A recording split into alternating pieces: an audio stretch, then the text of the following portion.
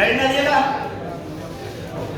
Synthesis of simple sentences into a single complex sentence. Synthesis of simple sentences into a single complex sentence. समझिए सब लोग समझो। यहाँ कहा कि synthesis of any simple sentences into a complex sentence. Sir complex sentence क्या होता है?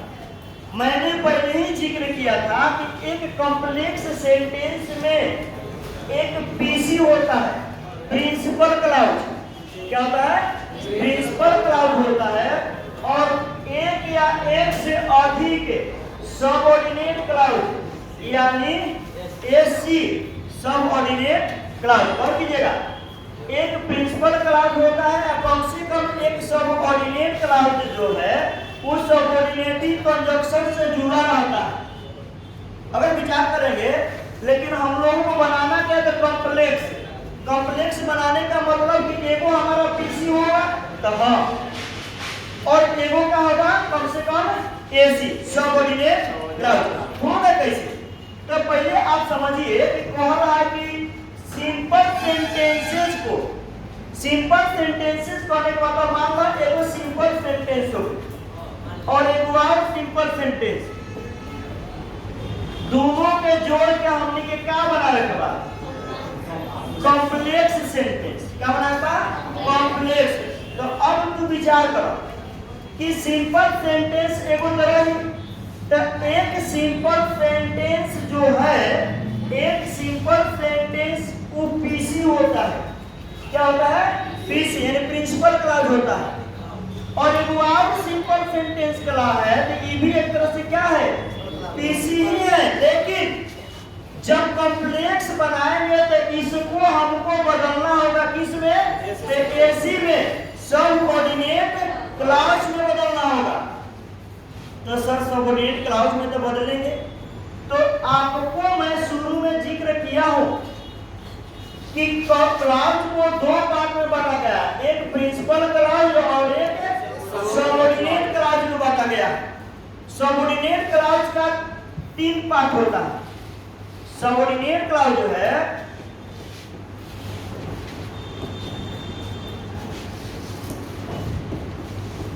सबऑर्डिनेट क्लाउज कितना होता है? 3 को होता है। देखो कौन कौन? पहले का एगो को बोला जाता है नाउन क्लाउज। क्या होता है? Noun clause. दूसरा बोला जाता है एडजेक्टिव क्लाउज। क्या होता है? Adjective clause. Adjective clause. तीसरा होता है एडवर्ब क्लाउज। Adverb clause. अब हम लोगों को उस सिंपल सेंटेंस को बदलना है किस में? नाउन क्लाउज में, या एडजेक्टिव क्लाउज में, या एडवर्ब क्लाउज में। ठीक है, ये तीनों पार्ट में बदलेंगे। जब हम लोग यही बदलना जान जाएंगे तो कॉम्प्लेक्स सेंटेंस खुद हो जाएगा। कॉम्प्लेक्स सेंटेंस होने के लिए हम लोगों को बस एक सिंपल सेंटेंस को बदलना पड़ेगा, किसमें? नाउन क्लाउज में, एडजेक्टिव क्लाउज में, या एडवर्ब क्लाउज में। लेकिन कब नाउन क्लाउज में बदलेगा? किसके माध्यम से नाउन क्लाउज में बदलेगा? किसके माध्यम से एडजेक्टिव क्लाउज में बदलेगा? किसके माध्यम से एडवर्ब क्लाउज में बदलेगा? ये सारी चीजों को जानने की प्रक्रिया, अगर वही प्रक्रिया जानेंगे तो वही हमारा कॉम्प्लेक्स सेंटेंस होगा। क्या हो जाएगा? कॉम्प्लेक्स सेंटेंस हो जाएगा। ये क्लियर हो जाएगा? ठीक है। अब हम लोग पढ़ते हैं कि सर कॉम्प्लेक्स सेंटेंस तो होता है, लेकिन पहले का यूज करेंगे हम लोग sir by using noun clause. Noun clause क्या होता है? किस चीज से शुरू होता है? तो मैं बताया था कि सबऑर्डिनेटिंग कंजंक्शन, सबऑर्डिनेटिंग कंजंक्शन का प्रयोग कर करके, या जो सेंटेंस सबऑर्डिनेटिंग कंजंक्शन से शुरू हो जाए तो उसको बोला जाता है सबऑर्डिनेट क्लाउज। क्या बोलते हैं? सबऑर्डिनेट। कोऑर्डिनेटिंग कंजंक्शन से जोड़कर कंपाउंड बनाते हैं। कोऑर्डिनेटिंग कंजंक्शन उसको कहा जाता है जो दो समान चीजों को जोड़ता है। And, both and, not only but also, neither और, either और, ये सब क्या है? कोऑर्डिनेटिंग कंजंक्शन है। लेकिन जैसे हम लोग when, who, which, if, where, whether, अगर इस सब का प्रयोग करेंगे तो सब सबऑर्डिनेट क्लाउज होता है, सबऑर्डिनेट कंजंक्शन है। और इससे जब जुड़ता है इसको कहते हैं सबऑर्डिनेटिंग कंजंक्शन। जब सबऑर्डिनेटिंग कंजक्शन हो जाए तो एक सेंटेंस सबऑर्डिनेट कंजक्शन और एगो प्रिंसिपल क्लॉज और दोनों को मिला देंगे, बन जाएगा कॉम्प्लेक्स सेंटेंस। क्या बन जाएगा? Complex sentence. ये चीज जानने के लिए हम लोग आते हैं मुख्य रूप से, इसको हेडिंग में आप लोग डाल दीजिए। पहला हेडिंग डालेगा bye using noun clause. Noun clause का प्रयोग करके, नाउन क्लॉज का प्रयोग करके, या नाउन क्लॉज का प्रयोग कैसे करें? कहा जाता है कि नाउन क्लॉज या तो दैट से या who, whom, whose, which, what, where, when, how, why, if, whether से शुरू होते हैं। समझिएगा पहले, नाउन क्लॉज इन सब शब्दों से शुरू होते हैं। जब दैट से शुरू होगा तो उसका हिंदी क्या होगा? ई। लेकिन जब हु से शुरू होगा, जब भी नाउन क्लॉज इन सब शब्दों से शुरू हो तो इसका हिंदी अर्थ क ध्वनि से शुरू होगा। किससे शुरू होगा? क ध्वनि से। जैसे वो हु का मतलब क्या होगा? की कौन। क्या होगा? की कौन। होम, इसका की किसका, किसको, की किसको, इसका होगा हुज, की किसका, की किसका, की क्या या की किसका, व्हाट, की क्या, वेयर, की कहां, व्हेन, की कौन, हाउ, की कैसे, व्हाई, की क्यों, की क्यों। ये हिंदी होगा। लेकिन इफ और वेदर का जो हिंदी होगा वो हिंदी होगा की क्या। क्या होगा? नहीं, की क्या। तो ये सब की क्या कैसे होगा? मैं एक एग्जांपल ले लेता हूँ, समझा देता हूँ। की क्या होगा? जैसे मैं एक एग्जांपल लेता हूँ, कैसे की क्या होगा? इफ या वेदर होगा। जैसे मैं बोलूं सी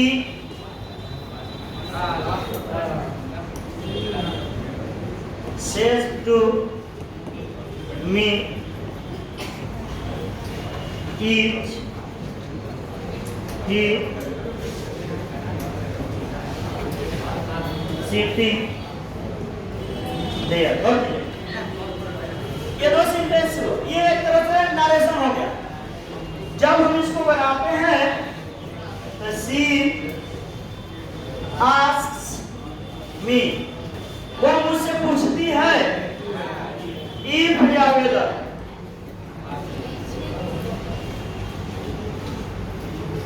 He is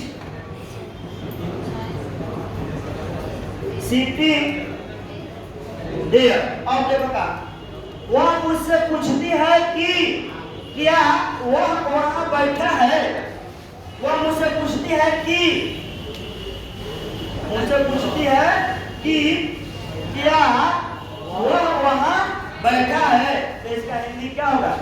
कि क्या। क्या होगा? कि क्या। ठीक ना? तो अब सारे चीजों को आप जानेंगे।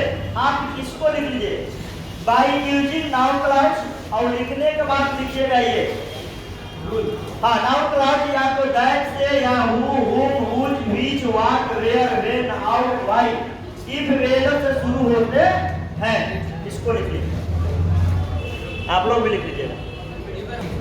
इसको लिखना एक रूल लिखिए, दैट का प्रयोग ई के अर्थ में तब किया जाता है जब एक सिंपल सेंटेंस के ऑब्जेक्टिविटी कथन को दूसरे सिंपल सेंटेंस में स्वीकार अथवा या अस्वीकार यानी किया जाता है।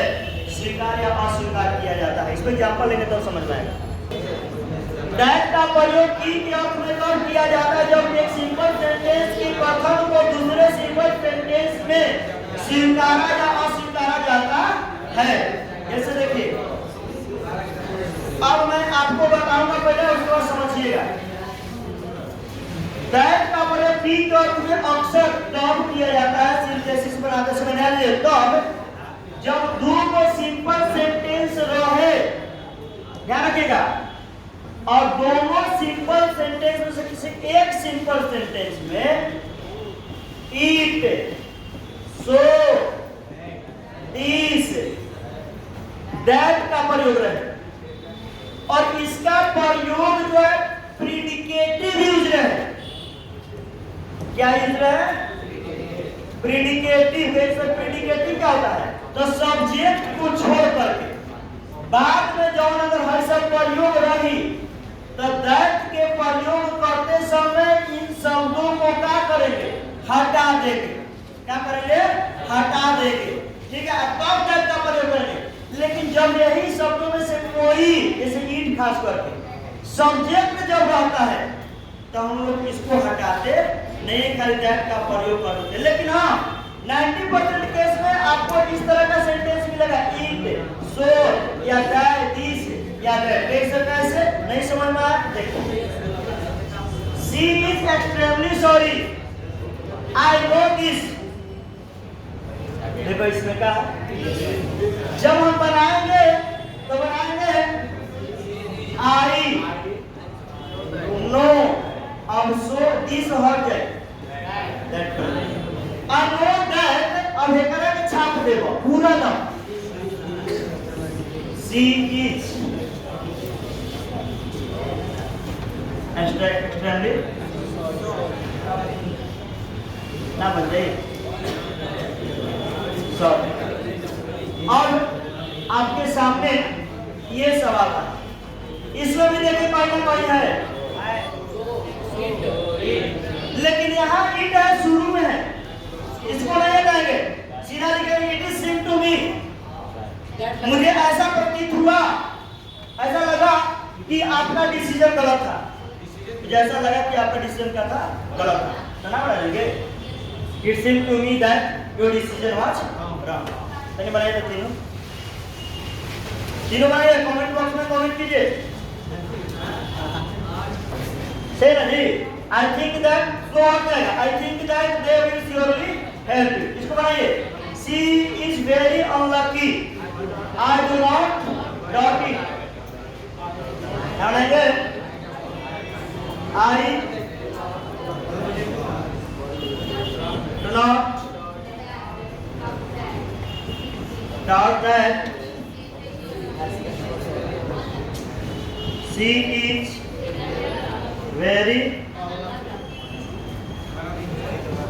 और है, इसको बनाइए तो इसमें eat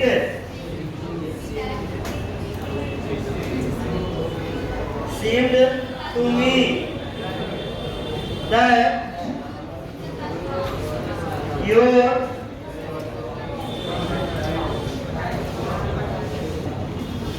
decision was wrong।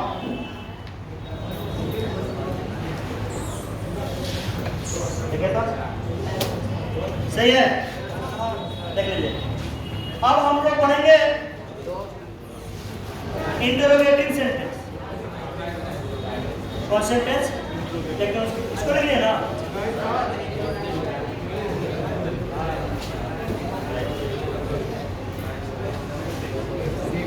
ध्यान दीजिए। अगला रोल नंबर बी लिखिए।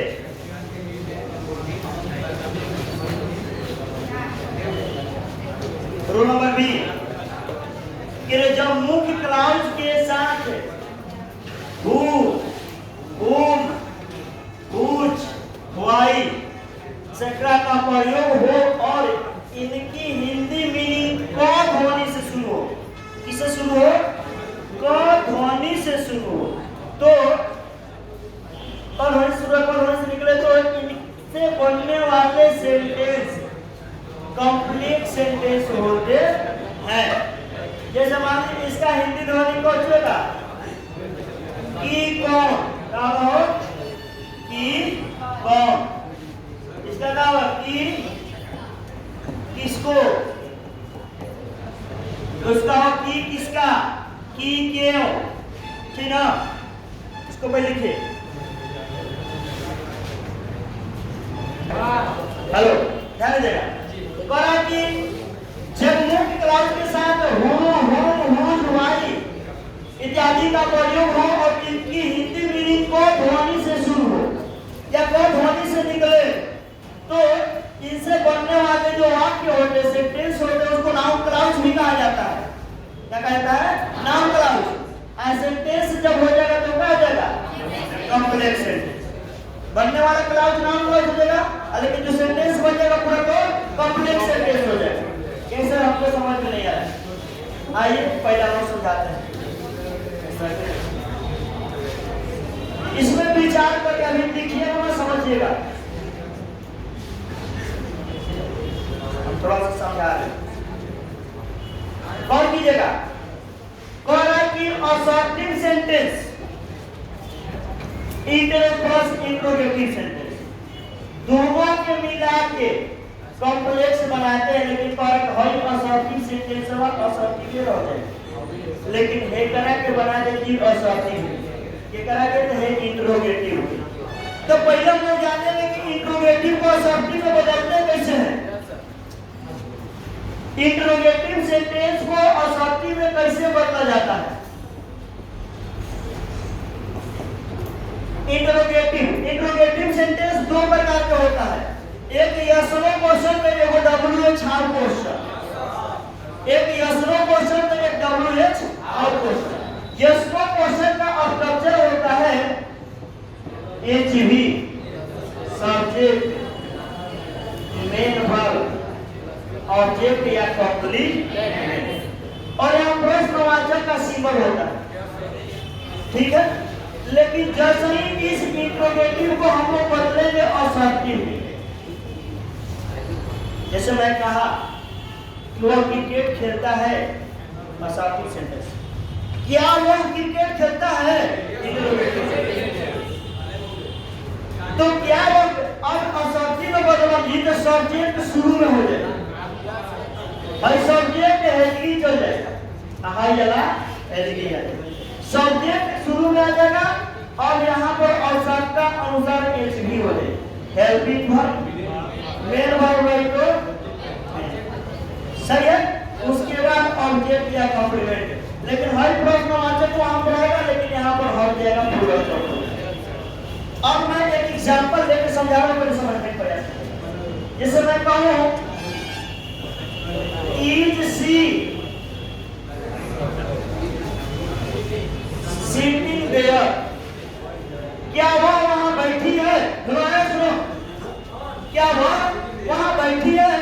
इसको बनाएंगे तो इसमें सब्जेक्ट हमारा सी हुआ, शुरू में लिख दो सी इज सिटिंग बन गया। और प्रश्नवाचक करके लिखा हो। एक और मैं सिंपल एग्जाम बना रहा हूं, डिड यू प्ले, क्या आप खेलते थे। अगर आप बनाइएगा तो क्या बनेगा, यू प्ले होगा कि प्लेड, इंट्रोगेटिव जो बनाते हैं सब डिड आएगा, निगेटिव बनाते हैं तब, लेकिन अफर्मेटिव में अफर्मेटिव। अगर ये निगेटिव होगा तो did you not play cricket, तब तक you did not play cricket, लेकिन यहाँ नहीं है तो नहीं के लिए हो जाएगा असर्टिव। तो यहाँ रहा कि इस इंट्रोगेटिव को आप असर्टिव में बदल दिया, इस समझ में आया। एक तरीका, जब ये क्वेश्चन में यस नो क्वेश्चन आएगा, यहाँ तो जब यस नो क्वेश्चन आएगा तो इंट्रोगेटिव से असर्टिव में बदलेंगे, और इसके पहले इफ या वेदर का प्रयोग करें, इसका इफ या वेदर। अब जब यस नो क्वेश्चन को असर्टिव में बदल देंगे तो इसके पहले इफ या वेदर का प्रयोग करें, इसका मतलब होता है कि क्या होता है कि क्या। लेकिन जब यही इंट्रोगेटिव सेंटेंस WH क्वेश्चन में रहे तो शुरू होता है WH,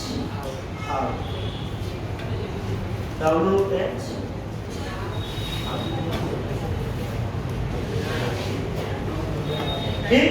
उसके बाद कहा जाता है कि HV रहेगा, उसके बाद सब्जेक्ट मेन वर्ब ऑब्जेक्ट या कॉम्प्लीमेंट और प्रश्नवाचक। लेकिन जब असर्टिव में बदलेंगे तो कुछ नहीं होगा, यहाँ WH और जैसे हम सब्जेक्ट के होने लगते हैं ना भर के हैं तो वैसे ही होते subject HV main verb object या कंप्लीट, ये हो जाए। अब मैं एग्जांपल लेकर बताता हूँ, ध्यान दीजिएगा।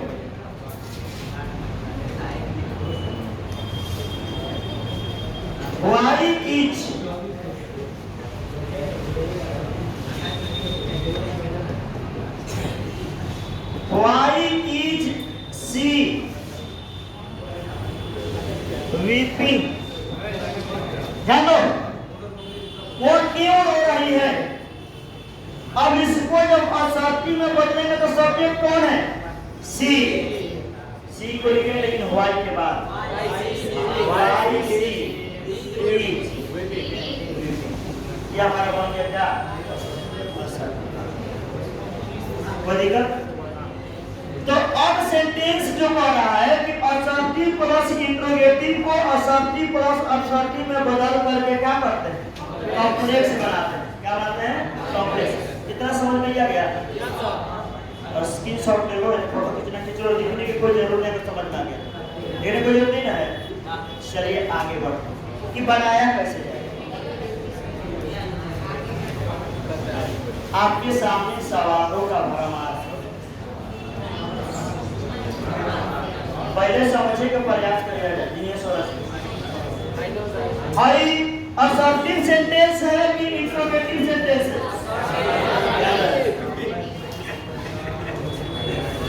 आई नो, सही है, लेकिन ये इंट्रोगेटिव है और इंट्रोगेटिव में WH हाउ क्वेश्चन है। कौन है? WH how. तो WH हाउ में वाई है, वाई लिख दें, सब्जेक्ट यहाँ सी आ जाएगा, यहाँ ई हो जाएगा, यहाँ रीडिंग हो जाएगा। क्या दिक्कत है बताइए? ना बनी बन जाए और सही तो बना रहे थोड़ा।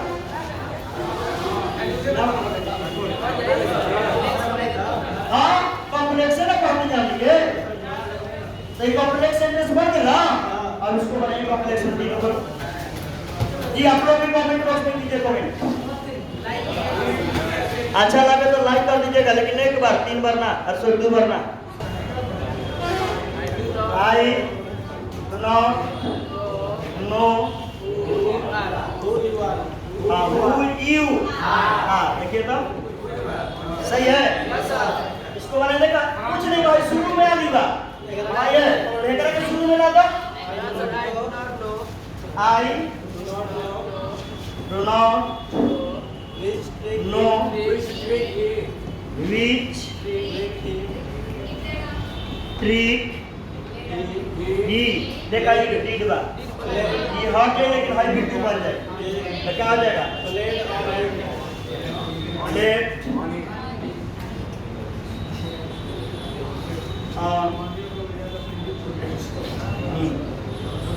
सही है। Why did he committed suicide? Nobody knew. कोई नहीं जानता है वह क्यों सुसाइड किया। Nobody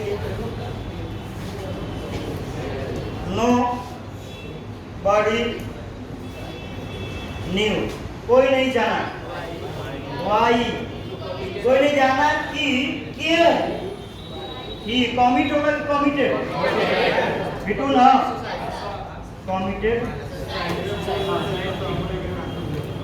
suicide. देखिए क्या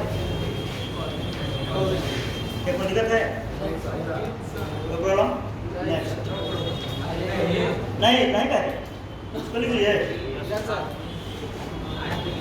नहीं नहीं नहीं, थोड़ा सा मिला था इसको।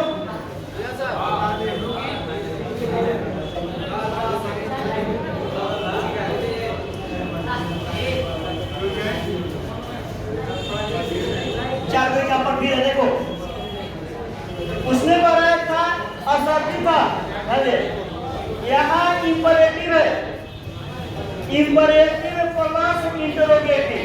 तो इंपरेटिव को इंपरेटिव ही छोड़ देंगे, लेकिन इस इंटरोगेटिव को किसने बदल देंगे? असर्टिव में इससे पहले बना है। एकरा के बनाइयो तो क्या होगी? आस्क हिम हुज मतलब हुज। अब एकरा के बाद है दिस हाउस इज बन जाइए। अरे तीनों बनाओगे तो देखते कितना लोग सही बनाते हैं। आप लोग बना के कमेंट कीजिए। खुद एक दिन क्लास है, लास्ट में सिखाते हैं कि याद रहेगा। देखिए, टेल मी इफ आवेदन न हो वेदर सीता इज सीटिंग। अच्छा, इफ आवेदन क्यों आया है? क्योंकि यस नो क्वेश्चन है। कौन क्वेश्चन है? Yes no question. इसको बनाइएगा, tell me where Rohit has gone. सही है, तो क्या बनिएगा? प्लीज टेल मी हाँ विच पोयम सी क्या होगा? हो रोड होगा ना। और आज इतना ही। नेक्स्ट लेक्चर में मिलते हैं आप लोगों से। आप लोग मेरे चैनल को सब्सक्राइब कीजिए, बेल आइकन को प्रेस कर दीजिए।